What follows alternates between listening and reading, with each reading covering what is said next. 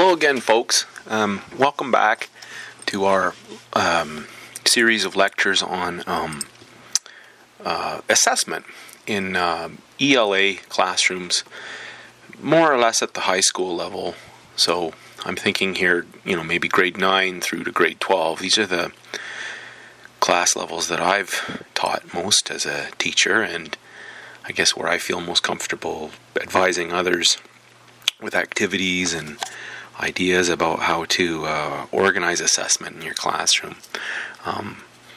You can go back and, if you haven't already done so, look at some of the earlier lectures in this series about assessment. We've talked about a bunch of different things. We've talked about classroom assessments that are formative, classroom assessments that are summative. We've talked about assessment strategies, ways to help kids learn, to write better. Things that you can do to help kids with their reading. Peer assessments, self-assessments, different strategies. Anyway, have a look through this one. This particular presentation is more about kind of formative tools and activities that you can use just generally. Different things you might try that could help your students, through activities that you've developed. These sorts of things. In other words, maybe they might not look overtly like assessment practices as what we've come to think of, especially like with summative assessment practices. But in as much as, like many of the other things we've talked about already, they're formative, that they help kids learn, they too are a form of assessment. Okay, without further ado then. These strategies, a number of these I've actually just taken from other scholars in the field. You can see down below here that I'm citing Ellis and Evans, Teaching, Learning, and Assessment Together. These are just, some strategies, some formative strategies you can try in your classroom to assist student learning. So one of the ones that they mention is this one they call the I learned strategy. So once in a while at the end of a class, maybe when you have 5 minutes left, you ask the students to write down I learned and then whatever it is in that day's lesson. So this activity doesn't address the why, but it does get at the what. So you can see, in other words, like when you get these slips back, these little sheets back from your students, you can see what they got from the activity. You can see if they got the big ideas behind the activity, and also you can, say there's certain things that you kind of hope that they would get, but they're not writing that they got those things. Then you know that you need to maybe readdress those things, or, approach those the next time you see them. So anyway, that's a good strategy. It's like an exit slip, essentially, right? There's also this one they call the Think Aloud strategy. So, it's important for you as a teacher to think aloud all the time, right? So, when you're trying to help the kids learn what good thinking looks like, one of the best ways to do it is to model for them what good thinking looks like. So, you're at the board and you're telling them about essay writing, or you're trying to teach them about essay writing, or the development of a thesis, or the development of premises in support of an argument, or something like that. You want to articulate aloud the procedures, the steps that you go through when you yourself, as an expert, are approaching writing a paper. Okay, and it's the same thing here, except here what they do is they think in a pair or something. So this helps students with metacognition, which is thinking about thinking, right? Or reflecting on what they're doing, test their ideas in public, makes their thought processes more deliberate, clear, and intentional through explanation. This often is the case where you have a student or a young person who says, I know what I know, or I know what I think, but I just can't say it. Well, probably that means you don't really know what you think. You think you know what you think, but until you can actually say it and clearly articulate it to someone else and make them understand it, chances are you don't know what you think, and maybe you haven't thought through the connections between the different ideas that are in your head. So this is why thinking aloud with someone else in a pair, right, can be really good developmentally for thinking and reasoning and problem solving and these sorts of things. Also, if someone's listening, right, to what you're saying, they can give you feedback. This doesn't make sense, or that's really good, or what about this, or what does this lead to? Maybe on your own you wouldn't necessarily ask such questions, but in the company of someone else who can listen to you, you actually are more prone to develop those sensibilities for things that you weren't aware of. Another thing about Think Aloud, too, I just thinking about this, it takes, not everyone's a good listener, right? Some people, maybe they are so used to talking or multitasking or these sorts of things that they never really take the time to listen to someone else. And how are you going to develop attention, mindfulness in your work if you can't listen? So, and if you can't listen to others, I wonder even if you can listen to your own thoughts and think critically about your own thoughts, right? So, thinking aloud and practicing this, even like on a daily basis, giving a chance to try thinking aloud through discussions and reasoning, either as a group or in pairs or whatever, can be very valuable for students in their growth. It's a good formative tool and activity. Okay, here's another one that the authors offer us.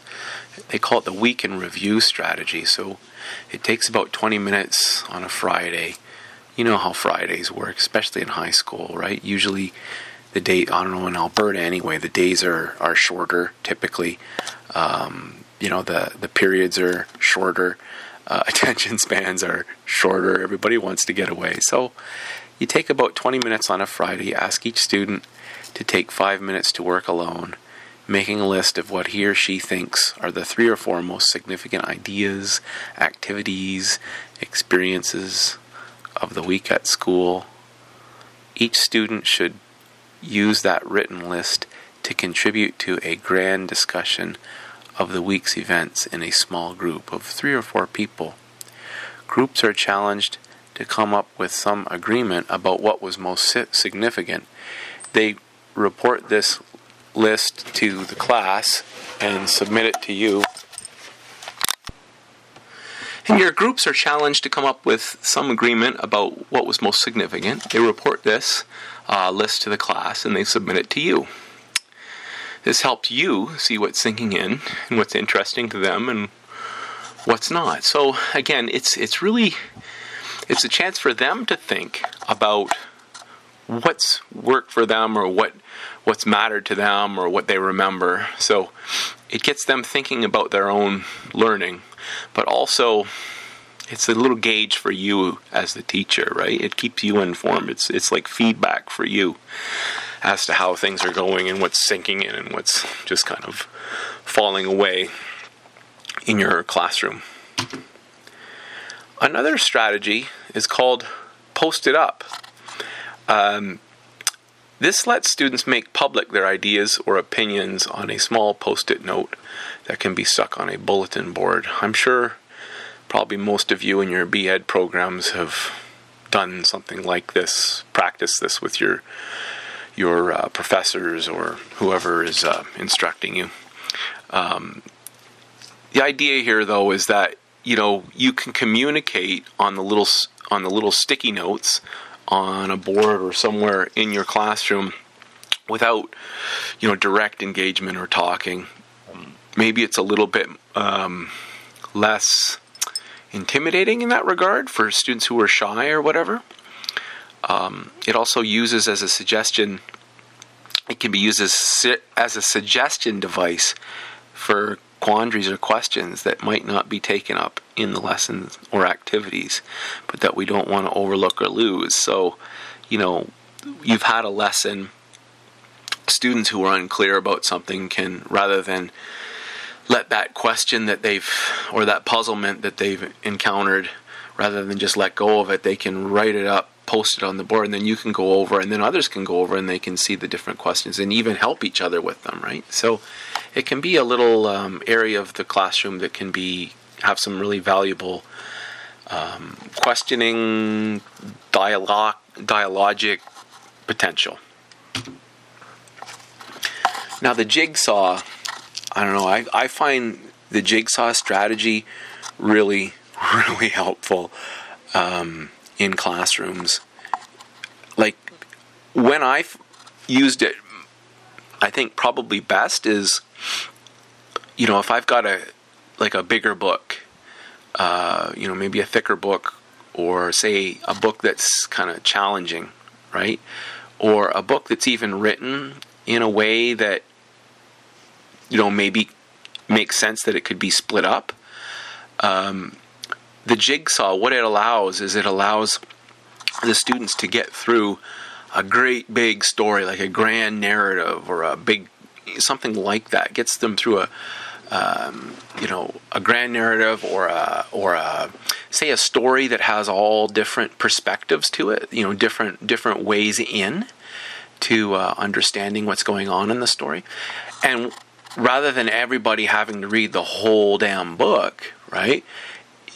Each little group of students is given responsibility to understand, maybe to be able to summarize or talk about the main points, or and then talk about something to do, say, with metaphor or symbolism in that particular portion of the story or something like that. And then they present that to everyone else, and you can do it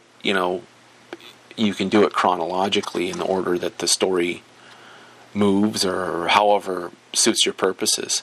So, like in the past, in the grade 11 classroom, in the academic grade 11 classroom, I've done a unit on Henry David Thoreau's Walden, in conjunction with John Krakauer's book Into the Wild, and then we watched the movie version of that, right? With that, what I did was Krakauer's book, The Young Man in It, Chris McCandless, he lives his life and dies being greatly influenced by Thoreau's Walden. We read Walden together as a class, like I read it aloud to them, and we didn't worry about whether or not we were going to read the whole book. We just read it, passages of it. We took nice slow pace through it, talked about the big questions that arose in it.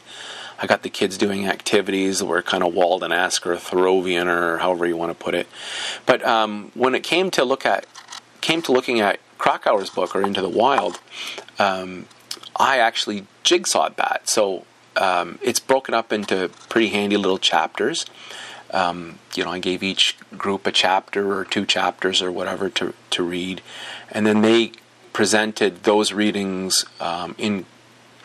in comparison, or trying to make connections between that and the book that all of us were reading together, which was Thoreau's Walden, right?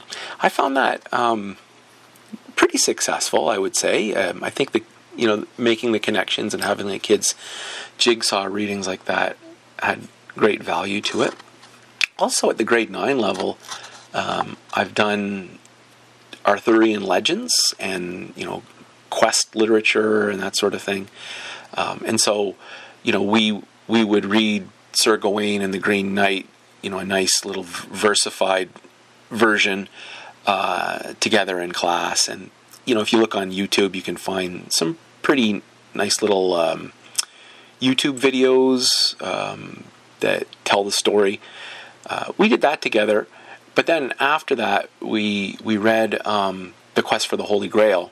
Now, we didn't read the whole thing, all of us, each one of us reading, because that would be really hard for grade 9s, I think, and maybe not all that interesting. But I wanted them to get a sense of, quest literature. What is the meaning of a quest? What is a quest? This is a metaphor or an allegory for, the soul and these sorts of things. And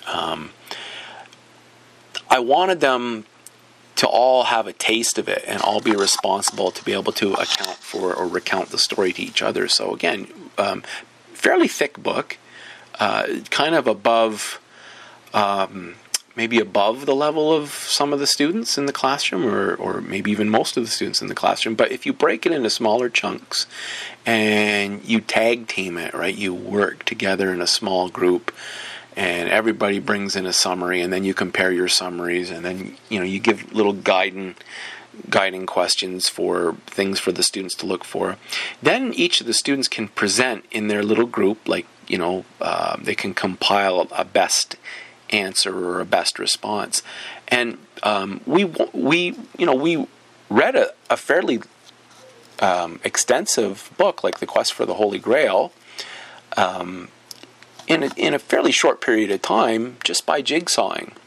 And, again, this is something that they wouldn't have been able to have done if everybody had to read the book, the whole book. They just would have melted. It wouldn't have worked. But when you jigsaw something like this, it works so much better because it's a smaller amount that each student is responsible for. It's not just that student responsible for it. He or she's responsible within a whole group.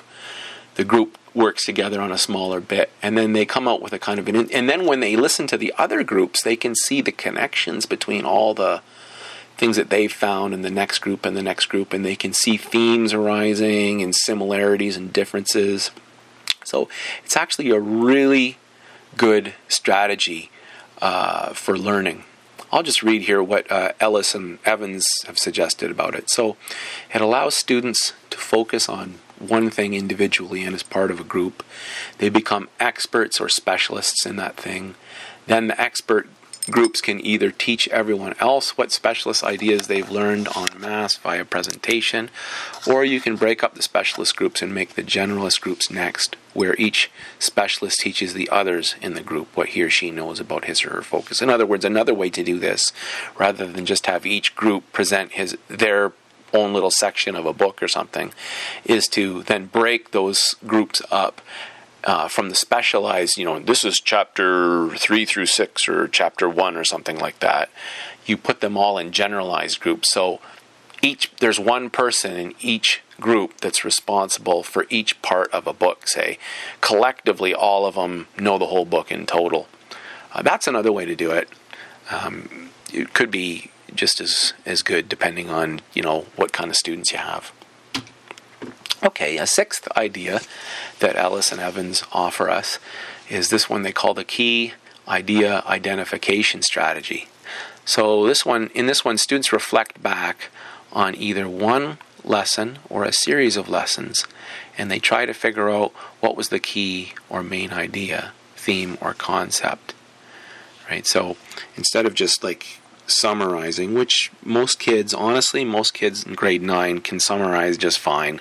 And unfortunately, that seems to be all they can do majority of times. And I don't know whether they've never been instructed to do more than that, or what's been happening in schools prior to grade 9.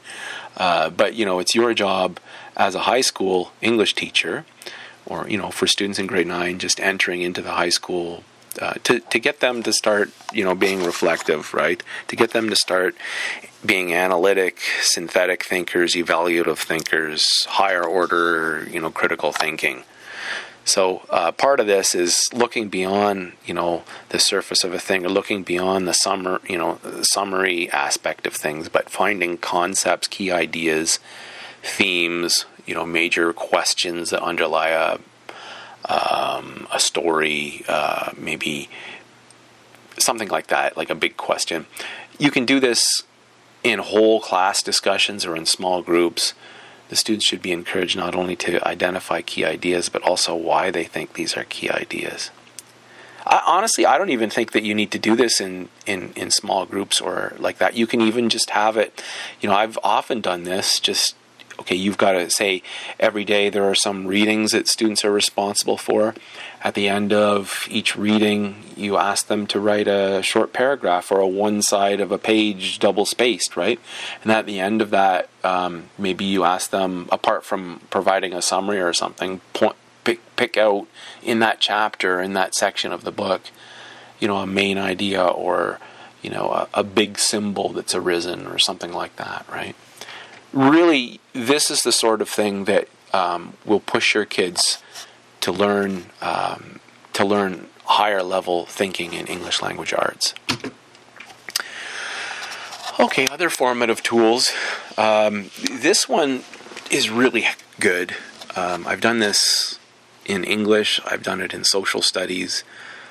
Teachers do this all the time. It's authentic application of writing, right? So, like in Alberta, it's probably the same in other jurisdictions. For basically, from what I've seen a lot in schools as a field instructor, teachers are driven. The work that students do and that teachers ask them to do in their classroom is driven by the big government exams. And all kids learn how to write basically are these government-style piece of crap sort of forms of essays or according to these canned government-mandated questions. No one can seem to get around those things, and it's very inauthentic. It's stale. It doesn't have any meaning beyond school. It sucks. So it's not to say that we shouldn't be doing that, but I don't think we should be doing that all the time, right? I mean, teaching to the test, teaching kids how to write to a test has a certain small virtue to it that, and it's even expected, but you don't need to do it all the time, for God's sake. And how engaging is that, right? So the authentic application strategy is where you get your kids involved in writing that really does matter or has some real world connections. So I've done this a number of different ways. Like if you're a social studies teacher, or say you're a humanities teacher, so you're teaching English and social, you can say that you've been watching the news together, or you've been listening to, the news, some big items come up, maybe at the legislature, there's some new bill, there's some new law they're thinking about. The kids, you engage them with it, and you ask them what they think of it. And, if they think that the law is an abuse, or the law doesn't go far enough, or whatever it is, you can have your students do a letter campaign, right? Find out who their MLA is, and this is rather than just teaching them the canned, in grade 9, this is what we do in Alberta, we teach them these fake letters, these fake formal letters, business letters that they'll never do, and then we grade them on those, and that becomes part of their mark for grade 9. And we do this and do this and do this to make sure that somehow, I guess, they've met the outcomes that are ostensibly secured through being able to do these canned assignments. Why not have them practice letter writing, like formal letter writing, in a real world scenario, right? Write your own MP. Find out who your own MP is, or find out who your own MLA is. Write him or her. What are you trying to convince them of, right? That sort of thing. And you make it part of a class project. It's much more engaging because it matters to them. And sometimes you're going to get a response, right? Sometimes you're going to get a response. A good example of that, one year I had my grade 11 English students. We did a unit on comedy. And I had them listening to a lot of stand-up comedy and thinking about how jokes are created and what makes something funny and what makes something maybe off-color, the different reasons why we use humor and these sorts of things. And I guess one of the capstone activities was watching this film, Patch Adams, which I'm sure many of you have seen, about this fellow who, a real fellow, Patch Adams, and played by Robin Williams, who starts a hospice for people who are, they're not going to get better. They're dying, so they need to find somewhere that's peaceful, that's kind of a happy place for them to spend the last days of their lives. And there's so much suffering and insensitivity in hospitals and in when you get sick. And Patch Adams had a particular idea about how comedy is really valuable and how it has a kind of a spiritual component to it. Anyway, so we watched this, and I told the kids that and they really loved the Patch Adams movie. But then when I told them that Patch Adams was a real guy, they were like, "Wow, seriously?" And so we hunted down his address and we wrote to him. And again, he wrote us back, and he wrote one of the girls back, I remember, and it was so good. Like, he hand wrote a note back to us. He talked about what he was doing. He was so encouraging towards the young girl. He sent us a movie. He sent us a movie, not like a Robin Williams movie, but a real documentary type movie about his organization and his hospice, and it was really one of those excellent moments, so this is something that can happen if you do something authentic with your students in terms of writing. And another one I thought was really good in social. I mean, I'm no fan of the Fraser Institute. I think that mostly they're sticking their nose in education and they have no business doing. I think that their ideas about education are crazy. But one of the things that they do that's really cool is every year they have these big essay contests that students can enter, and they'll have kind of a hot topic. Like one of the years we did it was Africa, aid or trade, right? So the idea is what's the best way to help people who are in dire straits? Is aid a better or more effective way than trade, or vice versa? And obviously the Fraser Institute wants you to say trade's better. And maybe it is, right?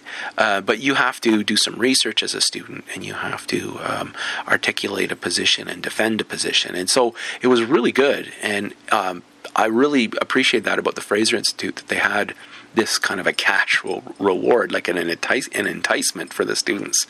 In other words, it made their own research in that matter, and then they were more willing to engage in writing processes with me rather than just the kind of let's get her done. This is my first draft, and it's my last draft. Right here, we went through a whole drafting process, and they were much more willing to go through and try to improve their papers, because they saw, oh well, if I do a really good job, maybe I've got a chance at winning this money. I can't remember how much it was, but it was worthwhile. So again, authentic application in writing is very, very cool. Okay, and then another one, they call this the search for meaning strategy. Honestly, I don't know. Like I hope that searching for meaning is part of everything that you're doing with your students, right? But they say have kids reflect individually, in small groups, as a whole class, or in all three forms on what's the point. Okay, so you read something. What's the point of what we just read? In what way does this activity have meaning for me personally? How specifically might others benefit from the experience? Does this activity make me or others better for having done it? In what ways? Is this the best use of our time? Is this experience enjoyable or fulfilling? Are all of us, not just some, involved? Okay, so now, just reading through this, I mean, it's a good idea Ellis and Evans have here. I think it's linked to what nowadays we call authenticity, right? Authentic learning experiences, and they have to be meaningful. Meaningful means, it should relate to, I guess, real world concerns. That can mean something like, well, this will get you a job. It can mean that, but it doesn't have to mean that. It just means it has to some way resonate with something inside of a kid, right, that matters to him or her. That being said, though, the danger of something like this, when you open it up like that, is it just becomes kind of a bitch session. It can be, right? Well, I don't like that. So you have to be aware of how you're presenting a search for meaning strategy, right? Because kids can just dismiss everything that happens in school as not having a point, right? Even though you could see the point and you've tried your best to articulate the point, kids are kids. They don't necessarily want to be there no matter how hard you've bled and sweat into whatever it is you've designed. So just be wary of this particular strategy. It's good. It's important to search for meaning. But ultimately, maybe not everything is immediately the meaning of a thing that a kid does in your class is not going to be, probably even 8 times out of 10 immediately obvious to him or her. Like, what I'm saying is, like, sometimes I've had this happen where, students don't really understand or appreciate what it is that you're doing with them, right? At the time that they're doing it. Sometimes it takes a month. Sometimes it takes 2 months. Sometimes it takes 6 months. Sometimes it takes a year. Sometimes, and I've had this happen, where a student comes back to me after having graduated and says that this one little thing that we did, this one poem or this one activity back 3 or 4 years ago, made all the difference in the world to them. And, at the time, all you can remember about that kid when you think back is like, oh, well, totally, that kid was not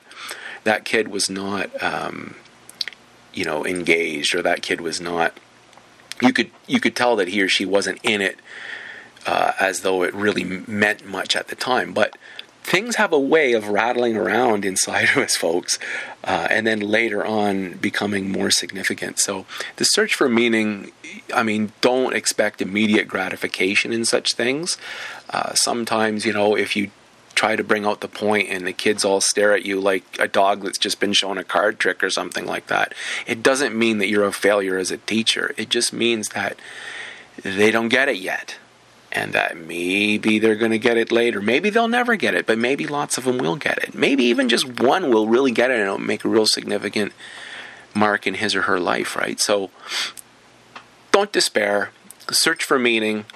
Just be careful about how you do it, and try to avoid the big bitch session about how life sucks, school sucks, you suck, everything sucks, school's stupid, that sort of thing.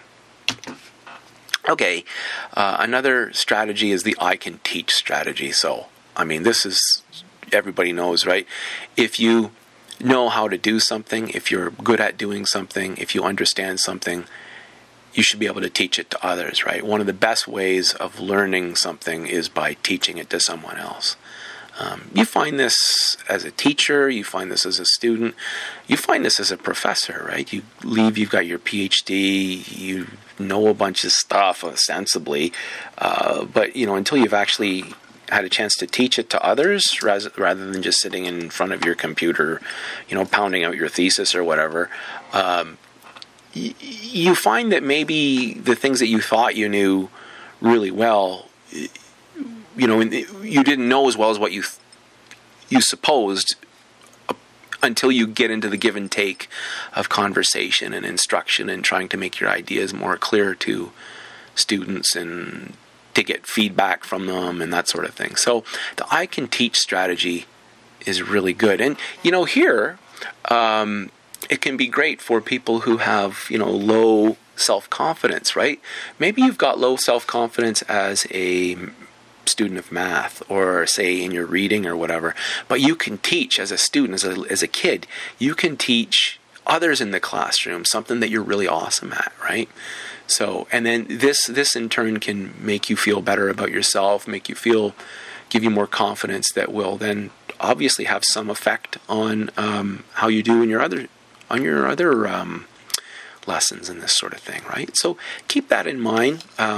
I can teach strategy can be very good for students.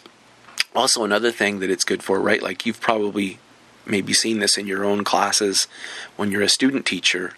You'll see sometimes that in reading buddies, say if you're teaching with elementary kids, you'll see they'll have reading buddies, and what they often do cleverly at the school is they'll get someone who's in an older grade, who maybe isn't a very confident reader, who maybe in that classroom doesn't feel really like he or she is a good reader, but they say, oh, well, can you help, if it's a grade 4 student, can you go help the grade ones. There's some grade one students who really need your help to learn how to read, and then he or she goes and that kid becomes the expert.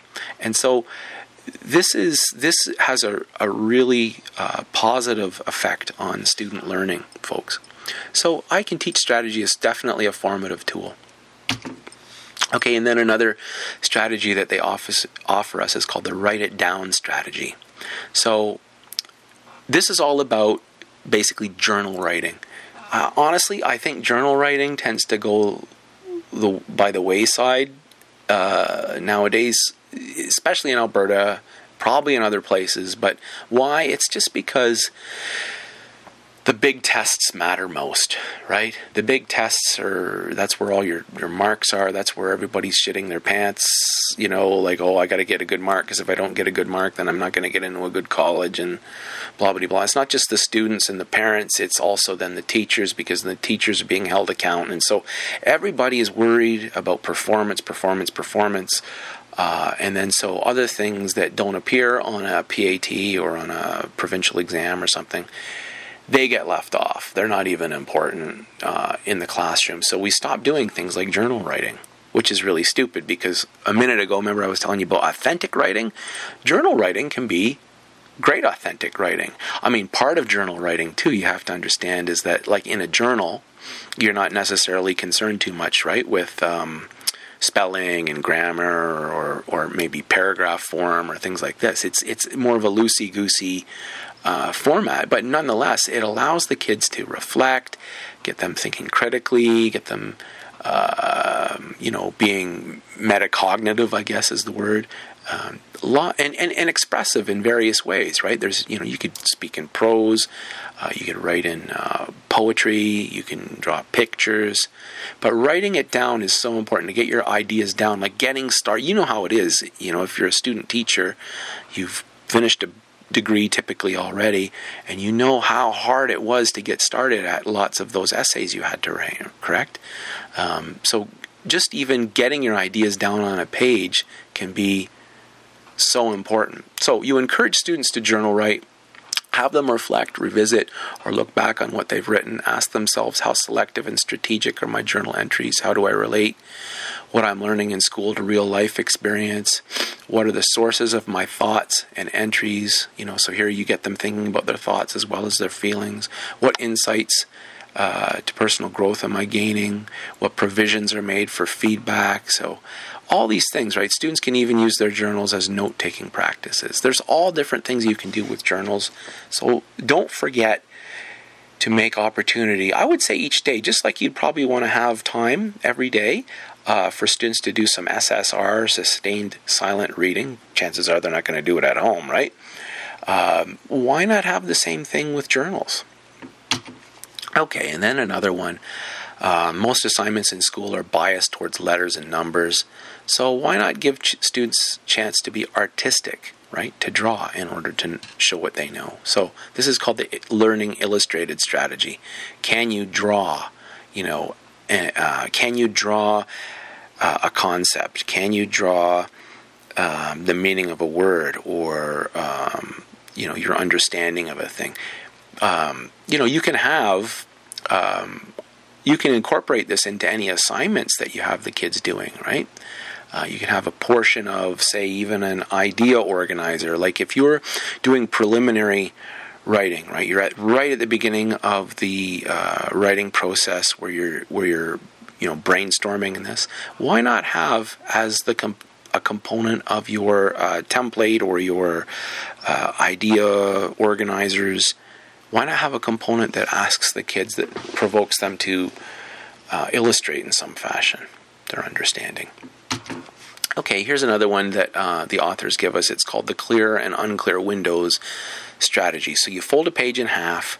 On one side, they write down the things they know or that seem clear to them about what they've been learning. And on the other side, they put the things that remain unclear or confusing. And then they can give this to you, or they can have it in their book. You can ask them to hand their books in, and then you can see what's clear, what's unclear. And you can look across student entries too, and you can see, well, there's certain themes here, right? I'm seeing this one a lot. I'm seeing this one a lot.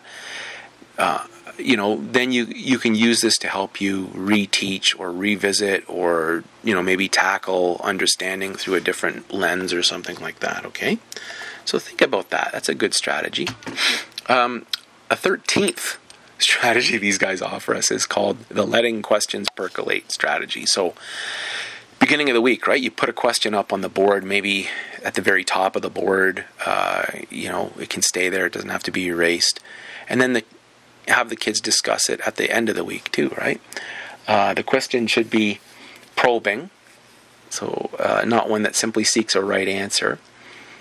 Letting this question sit all week long allows the kids to research, discuss with each other, read, talk to their parents, right? Kids can write down their thoughts throughout the week, maybe use your journal, right? So that when it comes time to discuss, they'll have something more to contribute. It's a good way to promote dialogue, discussion, and that is thinking, right? That's thinking aloud. That's where you learn how to argue and how to defend, and also how to listen, right? If we don't practice these things in our classrooms, then the kids never really learn how to do that. So let's try these sorts of things to help form our students in our English language arts classrooms. Okay, another one, the record-keeping strategy.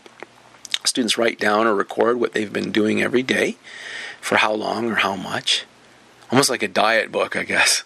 How long did you read? How many pages? How long did you work on your homework? What marks did you get on this, that, or those assignments? I mean, there's a lot of data, right? I've never done this, but I know many teachers do this. Maybe it'll work for you. What dates did you do this or that? The idea here is that keeping track of what you're doing increases your awareness of your own learning and activities. So it gives students a sense of their progress as well. They can see each day what they've been doing. You can go back and you can look at it. If you have a parent-teacher interview, you can break out the logbook and you can say, okay, well, here's what your son or daughter's been doing in class, right? And then this pyramid discussion. This is pretty handy.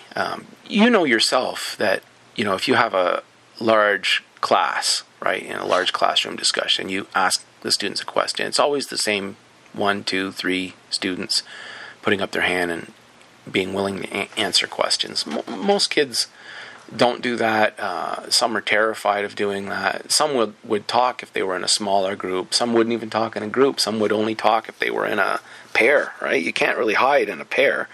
So the pyramid is the idea where you start at the top, you're just yourself thinking, right? And then you move into a pair and you talk with somebody else about a particular question or a chapter or whatever.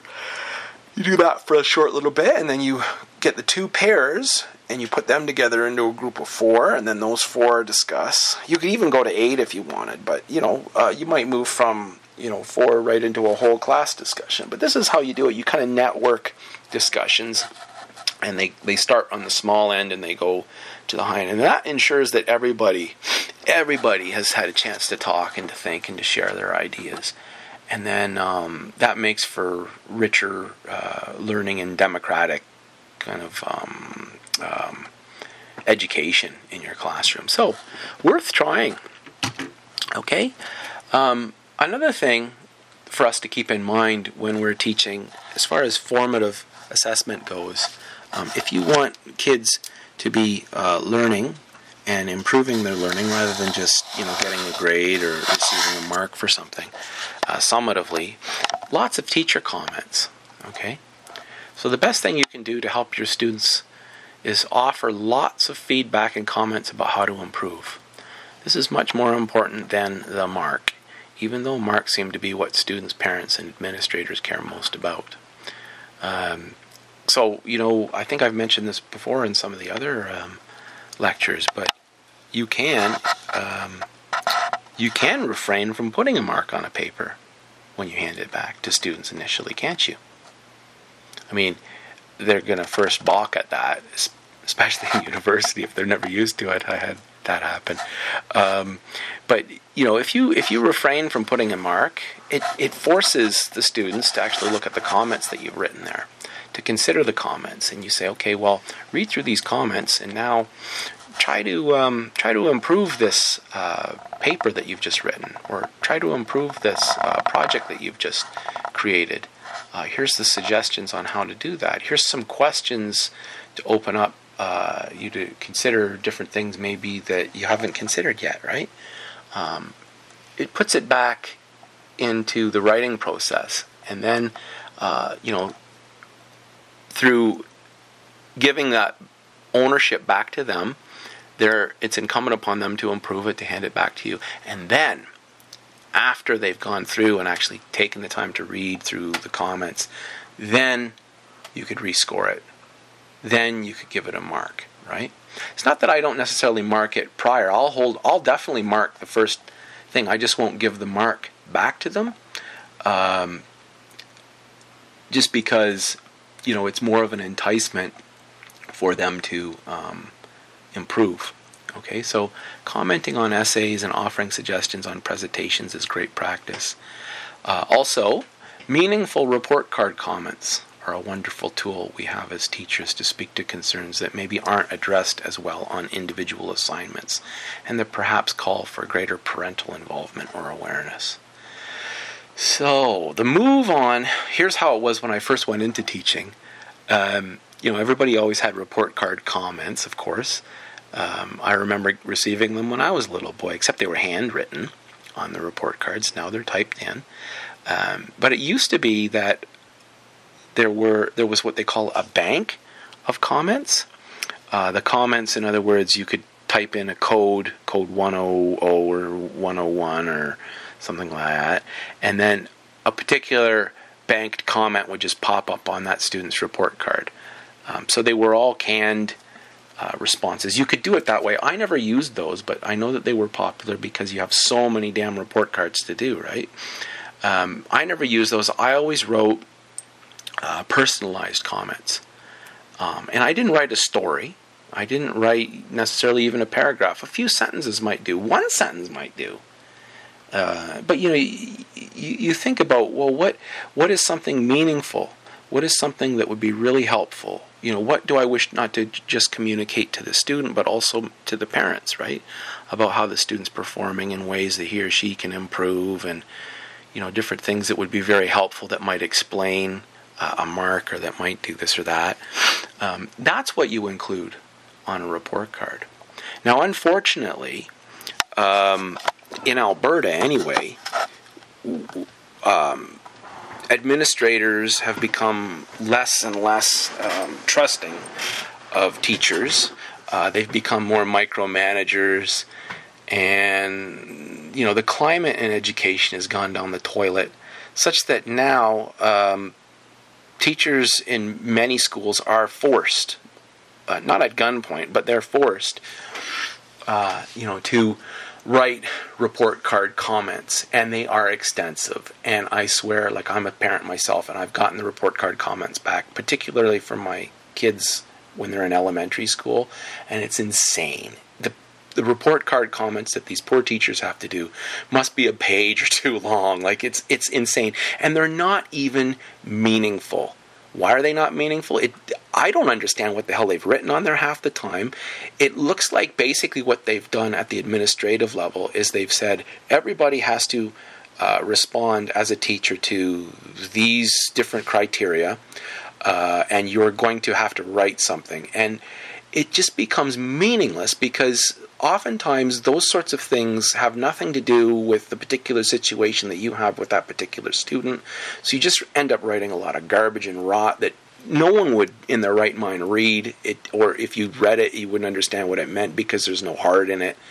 They've taken all the ownership and ability for you to make an executive decision as your own, as a professional, from writing good, meaningful comments that come from your own personal standpoint, your own personal perspective, and they've tried to just standardize them. So That's ugly to me, ladies and gentlemen. It's not ugly to everybody. Some people think that's the bee's knees. You're going to find when you go to your schools, people are going to say, well, this is great.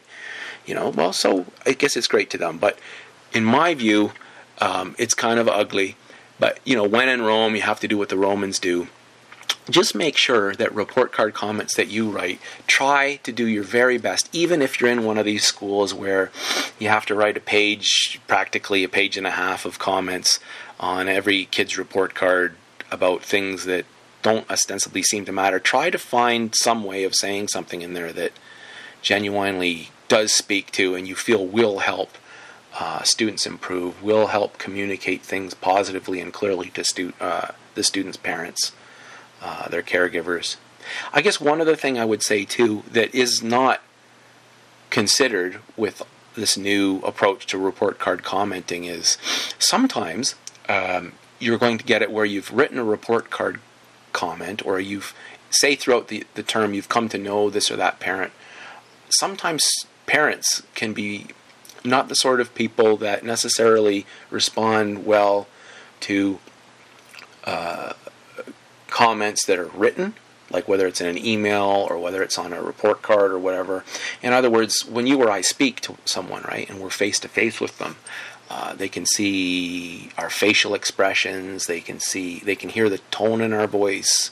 There's a lot more to communication than just writing, correct?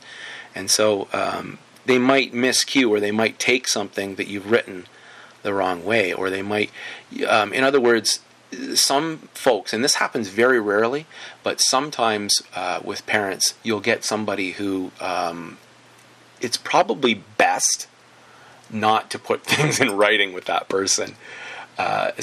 Sometimes you get somebody who's had such a rough, horrible, miserable childhood in school. They had like a bad teacher or a series of bad teachers that they just think all of us are filth and trash and child abusers and stuff. And they'll use anything that you say, that you write down as some kind of evidence that you are a rotten SOB. Again, this is another reason why I think it's really a shame that our own ability to decide whether or not to write report card comments or what report card comments we should include and what we should keep off. This is another reason why I think it's an abomination in the way that reporting is being done now. The idea behind the more extensive comments is good. It comes from the right place. It's like administrators understand that comments, that feedback is where you learn most. But what they don't get it is that if you just give feedback, feedback on its own, mandated feedback doesn't make it meaningful. And they don't understand that. So just be careful. Develop your own sense of, what's meaningful to include in a report card comment. Try to get some sense of who your audience is when you write a report card comment. Some things are better said on the phone or said face to face than in writing with certain individuals. Just be aware of those things when you're making comments. Whew. Okay, so what counts as feedback? Well, I've taken this from a fellow named Grant Wiggins, who came to one of the schools that I was teaching at. This is part of a presentation that he gave a number of years ago. Examples of feedback. One of these is, he says, you're watching the pitcher's face, not the ball. That's why you're swinging and messing. Do you notice how he says this is an example of good feedback because it's very observational, isn't it? Here you are the teacher or the coach, right? You're watching the student, swing and miss, but you're not saying do this or do that. You're observing, right? You're saying this is what I'm seeing you do, and this is why you're swinging and missing. And then the student can think about, okay, well, what then should I be doing, right? So it essentially gives them ownership over the problem, and then once they've had the observation delivered to them, maybe something that they couldn't see about their own selves, then they can make the decision as to, okay, well, I guess I should be watching the ball, not the pitcher's face, right? Another one, at the end of this paragraph in the story he wrote, I was puzzled over the character's motives. If that was your intent, it worked. Okay, he says this is another example of good feedback because, again, it's observational. It's me, the reader, reading through something that you've written. Oftentimes when we write things, we think everything we write makes complete and utter sense, right? But we only hear it through the lens of our own voice and all the blood and sweat that we've poured into this piece. Here what you're doing is you're offering observations from a reader's perspective. If this was supposed to puzzle me over the character's motives, you've done a good job. But if you don't want to leave a reader puzzled here, then what else do we need to do? In the 6 problems you solved correctly, you presented logical proof. In the 3 you couldn't figure out, you didn't show your reasoning. So, here's an observation, right? Well, every time you go through proofs, it seems like you do well, but when you don't includes the proofs, things happen. So you're not giving advice, you're providing students with observations, and then they can put 2 and 2 together, right? No one laughed at your joke about the teacher. They laughed at your joke about homework. So, if you're talking about humor, comedy, what was it about the one joke that was funny? What was it about the other joke that was not funny? You might have thought when you crafted the joke that both jokes would be funny, but one worked and one didn't work. Why is that, right? It gets them wondering. It gets them puzzling over a thing and analyzing. It's not you breaking it down and saying, this one was wrong, this one was right, and here's how you fix it, right? It's observational feedback. And also, maybe it's even another way of pointing out about maybe how some jokes have, I don't know, maybe there's something that's appropriate and maybe there's something that's inappropriate in the way that we use our words. 3 of your dinner guests frowned when they saw the meal, and 2 picked at their plate for most of the meal. Well, what does that indicate to you when you have a dinner party, right? Again, you're not placing blame, you're not necessarily giving advice or praise or anything, you're just observing. So, Wiggins then moves on and talks about what doesn't count as feedback. Remember, we're about giving good feedback as teachers. What is not good feedback is good job, right? I don't think there's anything wrong with you saying good job or nice work or something like that. I think it's great to say that, but that's not feedback. What we should do is, maybe good job. I like this about what you did, right? And then explain that. Or I think this worked really well, or something like that. Good job on its own doesn't tell anybody too much, does it? Why did you do that?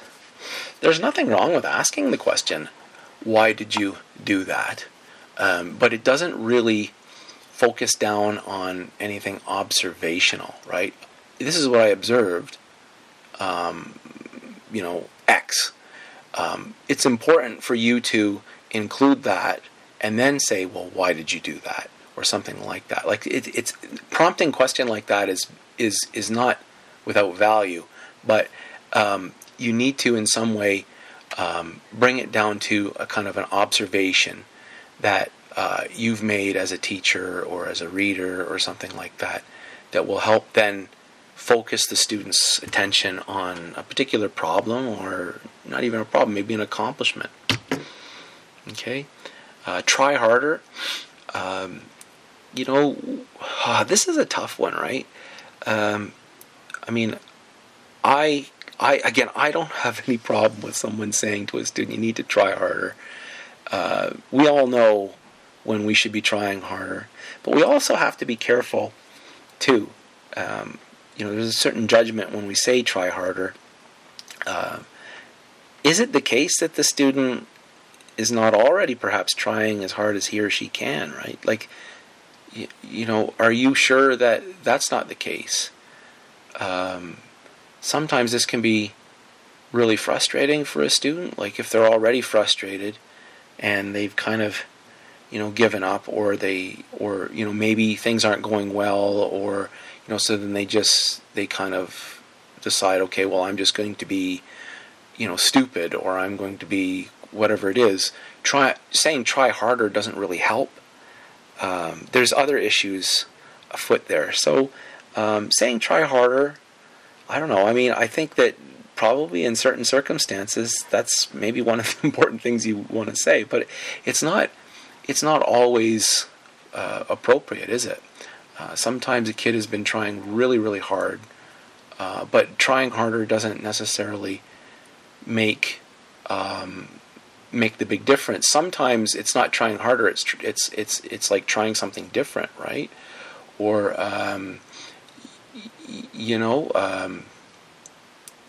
taking a different approach. Next time, make an outline first. Well, hey, that's great advice, but Wiggins wants to tell us that, advice isn't the same thing as feedback. Feedback is more observational than this. Making an outline is a great idea, but it doesn't really get to why you should make an outline first, right? Here's what I see in your paper.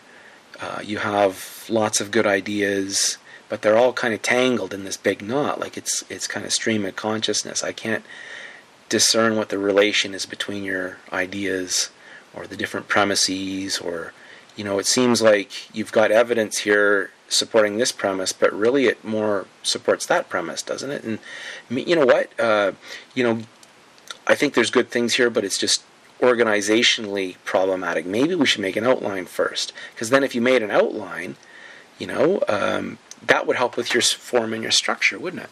So why don't we do that? Something like that, right? So this is not feedback on its own. It doesn't really help kids understand why they should make an outline first. Your story about ants, I love ants. There's nothing wrong with loving something. It excites you as a teacher, and it excites the kids as students. Great, right? You've said something about how you love what the student loves. It's wonderful, but it's not really feedback.